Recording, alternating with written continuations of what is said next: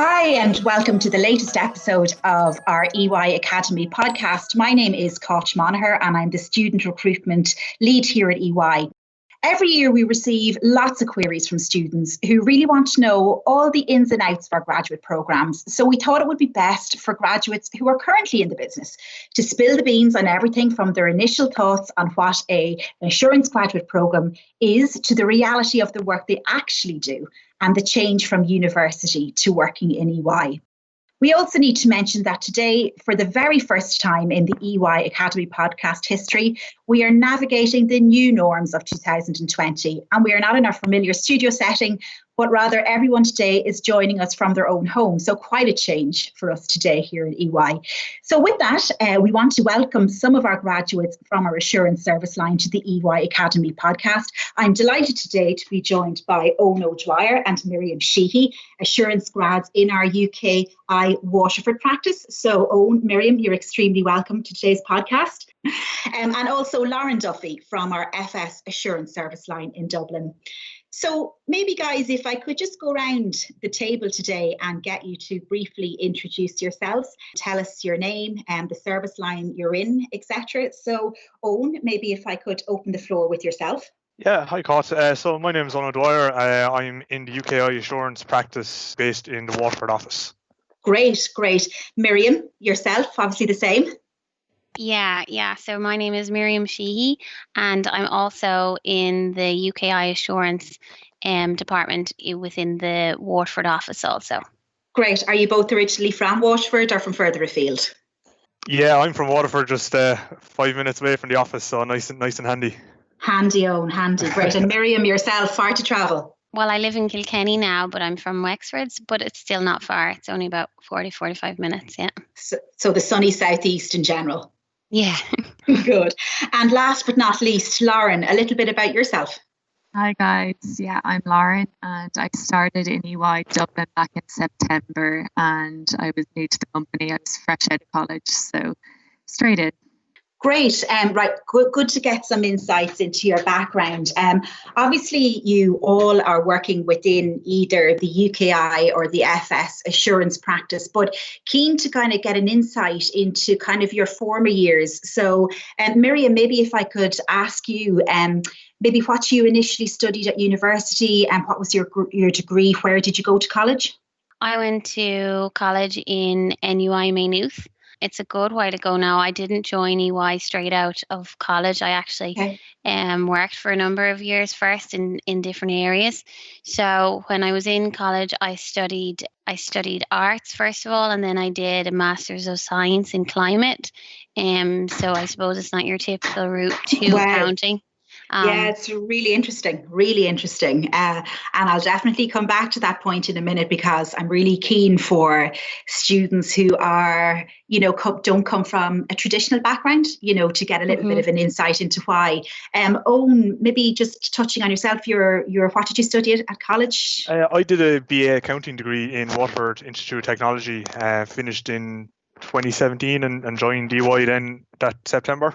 Great, fantastic. And Lauren, yourself, a little bit of academic background. Yeah, I studied not too far from EY Dublin offices. I studied in Trinity and I did a business and economics degree for 4 years straight after my leaving cert. So I did my leaving cert in 2015 and finished college in 2019 and straight into EY in September. So that's the best degree then, Lauren, you completed. Excellent. Yeah. So we've a nice broad definitely a broad bunch. It's great to see somebody with an arts degree. And then particularly, Miriam, when you transitioned into doing a Master's in Science. I worked in a Big Four myself in tax, and I did a science degree myself. And people were really shocked when they heard, like, how could you have done science and then transition into working in a Big Four environment? So how did that come about, or what sort of changed your career trajectory? I suppose as you know, when you're in college, I wasn't completely focused on a career. I kind of just fell into college into an arts degree, and then I enjoyed science. So I did the Master's of Science. And then I left for a while and I was working, and then I realized I always kind of had an interest in accounting, and I said, do you know, I'd really like to go back and do something with accounting, and I suppose that's where I came to be where I am today. And Mary, would you have kind of felt that, say, within your arts cohort, or even within the science students that you would have interacted with on your masters, was the common misconception out there that the graduate programs within the likes of the Big Four were kind of exclusively for business students? Would that have been a common kind of thought amongst your peer group? Yeah, I suppose particularly among my science friends and stuff, they would all have gone on for careers in research and that. So you're kind of very pigeonholed. Like you said, the conception is that you're kind of pigeonholed into that line then. And I suppose one of the things to kind of to certainly encourage non-traditional students into a graduate program is it's about your skills. It's more about, you as a person, your skill set, and, embracing that diversity, and I think that makes for a great working team, particularly, in assurance as well. It's not just about number crunching. We're looking for people with, data analytics backgrounds, IT backgrounds, and that complete diversity of thought. Owen, just for you, because I'm just going to put this to you because you went to college in Waterford. You're from Waterford. Did you think that the graduate programs were exclusively for Dublin, or had you was there some sense of, it's not just a Dublin-based career? I think from our perspective in Waterford, like a lot of any of the Big Four that have presence in the southeast would have been fairly active in WIT, would have been regularly in giving talks. So I suppose from that point of view, we would have been quite aware of it, even more so than some of my friends like that would have gone to college maybe in Dublin or Cork. So we were lucky from that point of view that they were very active within the college. That's very true. Like, we would have a great presence in WIT, and we would really encourage that, students would, get an opportunity to visit our offices. And hopefully that will be something that we can do again and actually physically show them what it's like in person in the office as well. So yeah, completely agree. There's sometimes when you're working regionally, you're nearly more involved with what's happening in your local area. Lauren, if I could put this to you, around more the nature of the graduate program itself. So when you were in Trinity completing your best degree, what did you think a graduate program actually was? Not particularly just, assurance, but the actual grad program itself. Did you think it was going to be like what it is now, or had you a completely different misconception? Yeah, I kind of didn't expect it to feel like such an extension of college, but significantly better, in my opinion, from my experience. I thought I'd kind of be thrown into the deep end with work and not have so much guidance, and I wasn't really aware of the scale of the amount of grads that would be coming in and in the very same boat to me. So I really did expect to be thrown into the deep end and just to kind of have to get on with my work.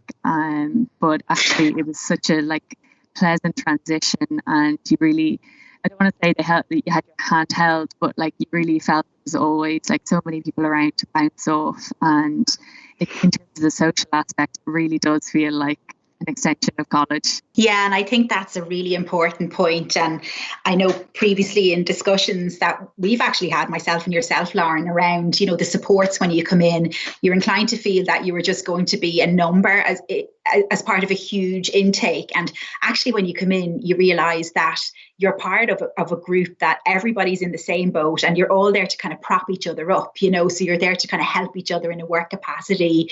When you do your exams as well, I'm sure there's moments of meltdown where you're all quite stressed out about similar deadlines and stuff, and then socially as well, you have that complete kind of peer group support as well. So it's interesting to hear that that's what it's actually like in reality. And then Miriam, if I could go back to you for a second, when you were thinking about a career in assurance, did you kind of think that it was just going to be yourself with a calculator, 100 different Excel spreadsheets, and a pen? Is that kind of what you thought it was going to be like? Yeah, I suppose in a way, That's what everyone thinks. But it's completely different. There's a lot more interaction with, clients and people. There's a big part of it is communication and stuff as well. It's not just constantly Excels and calculators. Yeah, and I think that is a fair point because, when we talk to our grads, we try to explain to them that, there is that kind of stereotypical view of somebody who's carrying out an audit, and it's kind of back room and you're not getting any exposure to your client or to your bigger team. Whereas in reality, you're in the heart of the client's work, you're there as a kind of a complete part of their team. And then within EY as well, you're getting full on support and interaction with the leadership team. So it's a team-based job, I guess. And it is people facing, which I think people don't necessarily appreciate day to day.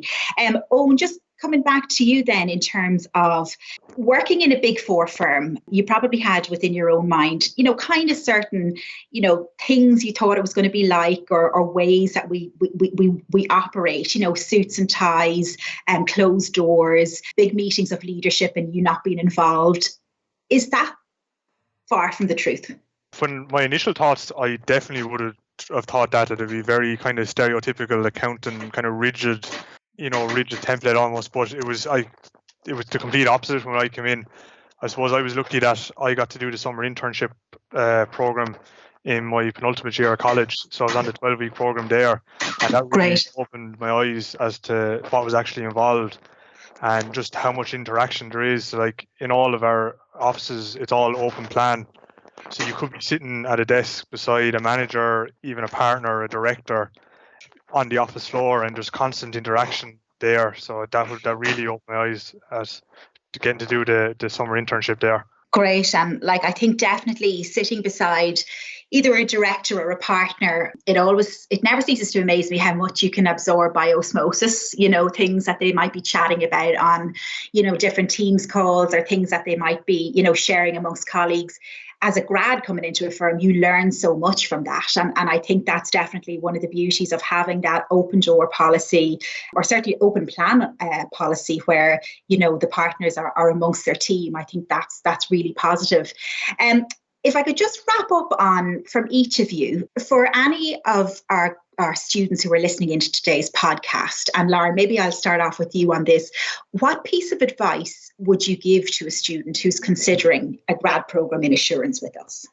I would really encourage people to kind of not let hard skills or lack of hard skills encourage you to pursue careers or try and get involved in the grad program, because I felt, even when I went into the interview myself, I felt quite apprehensive that I had never done an internship before. I felt I kind of almost didn't have much to prove for myself. So I went in and just, chatted in the interview, and it was really informal. It was a really pleasant, informal chat. And it really and even since I've started, it's shown me that soft skills and your ability to kind of interact and build relationships are so valuable. And it's not about the kind of things you learn in college necessarily. It's a lot more about how you kind of present yourself and your ability to build up those relationships and networks. And Miriam, from your perspective, coming in from a slightly different background, for any of our students today that might be listening outside of the sort of the normal business studies students, any words of wisdom or pieces of advice for them? Yeah, for sure. If you're not from an accounting or a business background, I wouldn't let that hold you back from applying. Or like myself, I had been out in the workplace, so I've kind of joined maybe as a more mature grad student, but not to let that hold you back, because there's so many different people from different backgrounds, that it's very diverse. And I don't think you should let those misconceptions prevent you from applying. That's great, Miriam. And finally, the last word to Owen. Any words of wisdom for our grads out there listening? Yeah, I'd agree with what Miriam and Lauren said, and definitely I think anyone that's thinking about joining a grad program, particularly in assurance, just maybe reach out to someone that's either in a grad program or or maybe a lecturer in college, so many of them would have went through it. Because like you said, there is a lot of misconceptions, especially about assurance, as to what it actually involves. And I definitely think speaking to someone will really open your eyes to, how the opportunities within assurance and what the job actually involves on a day-to-day basis. Yeah, that's an exceptional point there that you make. I completely agree. I think the best way to find out about actually physically working in EY is to reach out and network with people and ask those questions face to face. That is most definitely the best way to learn. So look, thank you to each of you for taking your time today to chat to me. And bust some of the common myths about the graduate programme in assurance. It's been great chatting with you today. Thank you and see you next time.